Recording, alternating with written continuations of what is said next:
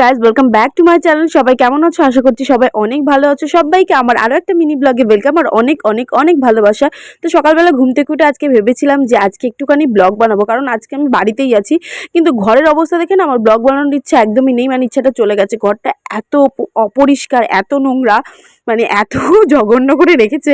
আমার ঘর গোছাতে গোছাতেই দিন কেটে যাবে আজকে আমি ভেবেছিলাম। তো যাই হোক, দেখো সকালবেলা উঠে প্রথমেই আমি বিছানাটাকে গুছিয়ে নিচ্ছিলাম। আর এই বালিশটাকে দেখেছো? বালিশটাকে মানে বালিশটার মধ্যে ঘুমিয়েছে না যুদ্ধ করেছে বলা দুষ্কর। ঘরে যদি ৪-৫টা বাচ্চা কাচ্চা থাকে তাও মনে হয় ঘর এত নোংরা হয় না। আর এই টেবিলটাকে তোমরা দেখতে পাচ্ছ, মানে এটা পড়ার টেবিল, খাওয়ার টেবিল, না জামা কাপড় রাখার টেবিল, তোমরা বুঝতেই পারবে না। মানে সকালবেলা করে এখন না এটা একটা এক্সট্রা ডিউটি হয়ে গেছে। মানে ঘরটা একদম ৩ ঘন্টা ধরে তোমাকে গোছাতেই হবে। ঘরটা তুমি যতই পরিষ্কার করে রাখো, পরিষ্কার কিছুতেই থাকবে না। তো আজকে যেহেতু বাড়িতে আছি, মাম্মামকে বললাম তুমি একটু কেটে কুটে দাও, আমি রান্না করব।